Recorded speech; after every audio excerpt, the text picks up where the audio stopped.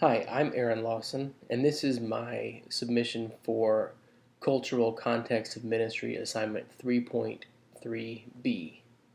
Question 1. What is your overall response to the role propaganda plays in shaping perspective about people from other cultures? Do you see evidence of ethnic focused propaganda today?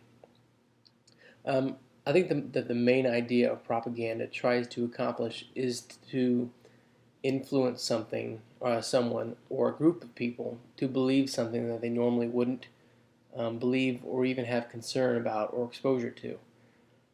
This creates fear or doubt where there really shouldn't be any.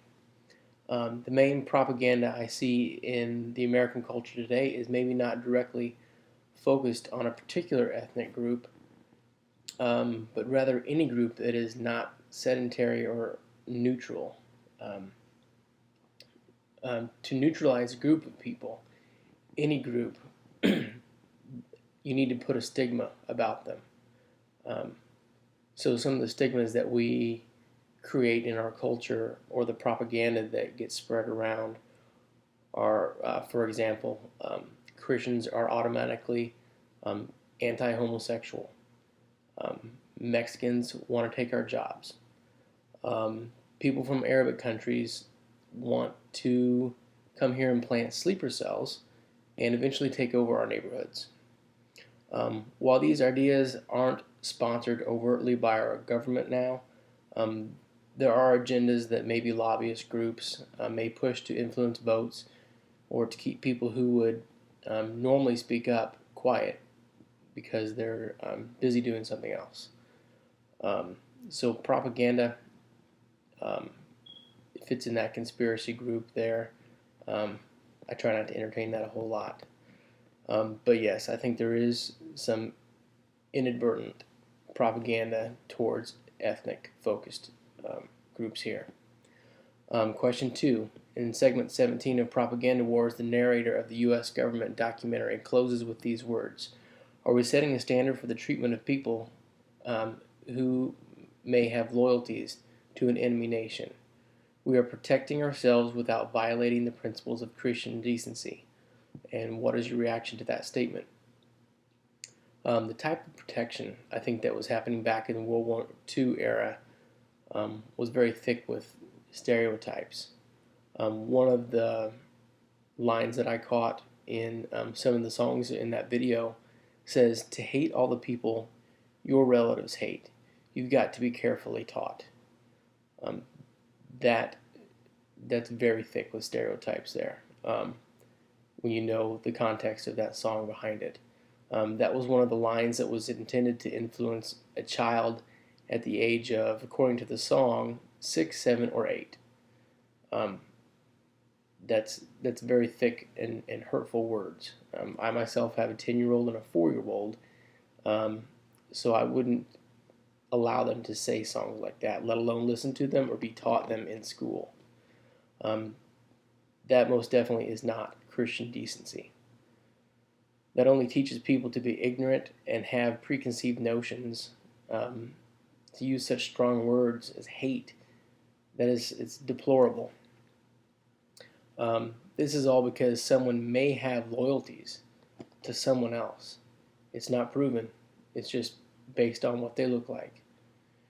I think it's really sad in our country that our country went through those times of outright racism and discrimination just based on someone's looks. I know that happened in the 60s and 70s, but this all preceded that era. But these, I mean, with the race riots in the 60s and 70s, but these may have been the exact same people that were brought up singing these songs and learning these things of discrimination. So it's not a wonder why those things happened later on.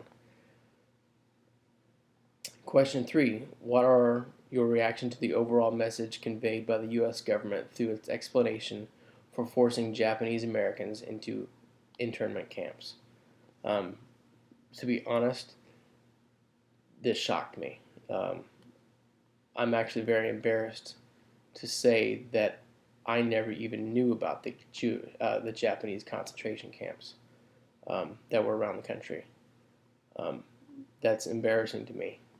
I consider myself someone who would actually pick up something like that through just common everyday conversations and things. I've never known that before. Um, I'm not sure if it was because of the school I went to chose not to teach us about them, or we had other things to talk about in history class, or what, but this is something that I think everyone should be aware of. Of course, my opinion of social reform has now been shaped with this knowledge, but even though I know now what has happened, I can't pass judgment on the people that lived back then because I would have very likely had the same response had those influences been in my life. I probably would have made many of the same decisions and those stereotyped assumptions towards the Japanese Americans. Question 4. What are your reactions to hearing about the same historic event, the Japanese internment camp experience, from the perspective of George Takei, an American Japanese American witness? um, George Takei is a unique character. Believe it or not, I follow him on Facebook um, because he takes a totally different take on a lot of things. And most of the time, he has a positive outlook on many things in life, despite his political agenda or anything like that. He takes a very positive outlook on things. I think that he would have, given the set of circumstances that he went through in his life, he has to take a positive outlook on things to be able to overcome so many things during his life in the changing socio-political culture and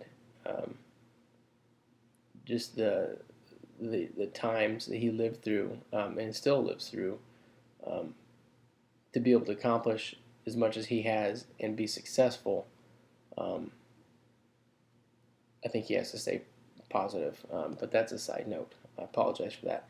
Um, what what the Japanese internment camps were doing, I think, was in a way trying to protect the American dream um, back then.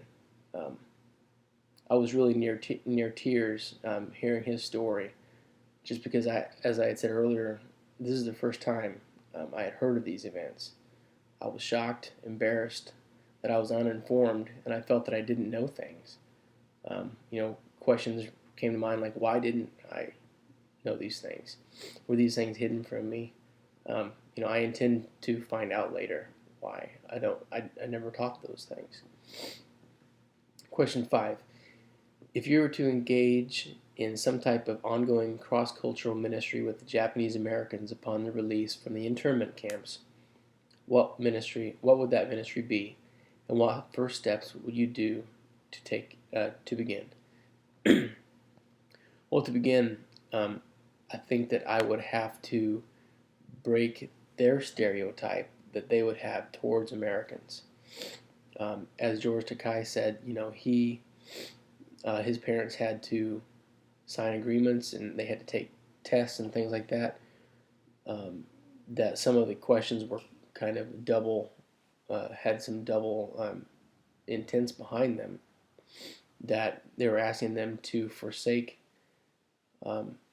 their emperor and follow the American way. And that was under the pre-assumption that they followed the emperor to begin with. So that's why they were sent to a different camp. I think that we would definitely have to break down that idea that all Americans are hate mongers and are judgmental based on appearance. We're not all hate mongers and prejudiced bigots, but in fact, many Americans have a good head on their shoulders. The ministry that I would be involved in would have to focus on resocializing the Japanese Americans to the point that they were before being relocated and their businesses being shut down. Re-entry into society and possibly a safe place to live for them and to study, to gain reentry back into society, catch back up to where they should have been had everything not been taken from them. The first step would be to show them that we love them um, as they are, not as they appear, um, and so does God. Um, Change wouldn't be immediate in them or in the American culture, um, and that we would have to understand that any pushback that we receive on their end, or reluctance on their end to re-enter our society, we would have to take. Um, we partially deserve that um, for treating them the way they did. Um, but, if I were in that ministry, I would have to let them know that I would be with them, be genuine about it, and that I will be there to help them work out their own frustrations and help them get back on their feet. Um, love God and love others, and that's what we're here for. Thank you.